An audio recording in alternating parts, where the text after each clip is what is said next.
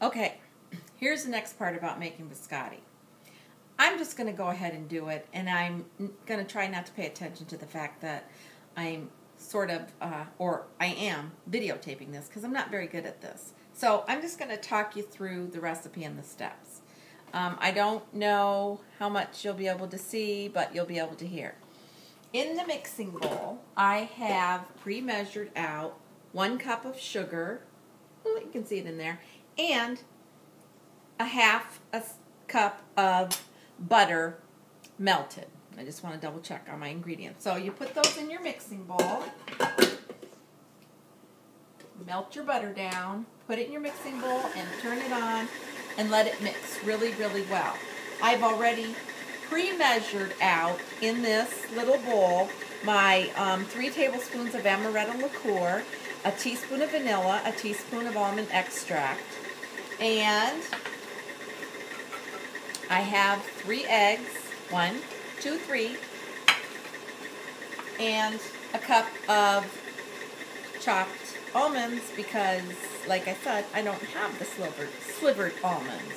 I've also measured out my flour, which is 2½ cups, my baking powder, which is 1½ teaspoons, and my salt, which is 1/4 teaspoon. So, once the sugar and the butter, I'm turning it up a little bit, incorporate till it's creamy. You'll just have to kind of look at it. It doesn't take very long, maybe a minute or so. Then what you're going to do is, sorry, I'm going to check this real quick. It's nice and creamed together, and you want to make sure it's not granular, that the sugar is really incorporated into the butter. Then you're going to go ahead and add your mix of amaretto, vanilla, and almond extract, which is in this little bowl right here. So I'm just going to turn it down a little bit so it doesn't go flying all over everywhere, and I'm going to mix it. I poured it all into the mixer, which you can't see. I'll try to turn this because I kind of have this all sort of rigged up kind of weird, but that's okay. So I've done that, and then what I'm going to do is I'm going to add 1 egg at a time, and I'm going to crack my egg into a separate bowl because I want to make sure I don't get any eggshells in there. So turn the blender back on and add the eggs 1 at a time. Make sure it gets incorporated into your mix. Crack your second egg. Now you don't have to do this. You can just crack your egg if you're good at cracking eggs and not worried about getting shells in there, but I don't think anybody wants to eat a biscotti with a shell. I just kind of whip it up a little bit and crack my 3rd egg. Whoops, and look at here. I have a shell that was in that little bowl. So I'll just take that out, because once it falls in there, chances are you're not going to see it or get it. Add my last egg. So now what I have in the mixer is the butter, the sugar, which has been well incorporated, and the liquids, which are the almond extract, vanilla, and the Di-Serrona, and I've added the 3 eggs. Now at this point, I like to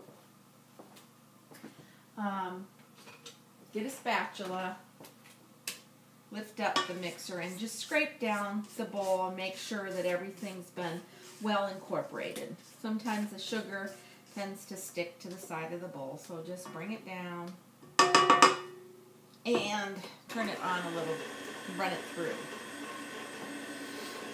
Next, I am going to go ahead and add the chopped pecans, and that's about a cup. Oh, I'm sorry, almonds. Almonds, not pecans. So I'm going to go ahead, turn this down sort of on slow, and let it incorporate a little bit. And I just add a little at a time.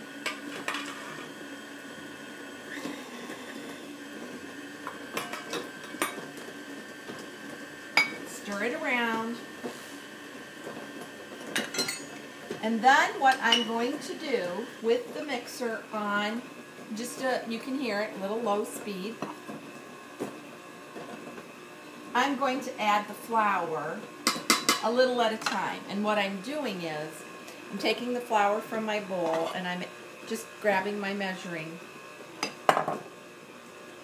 utensil, and I'm just adding it until it's all incorporated into the dough. And this is a very wet dough. It's a sticky dough, as you'll see once I finish this and get it all done.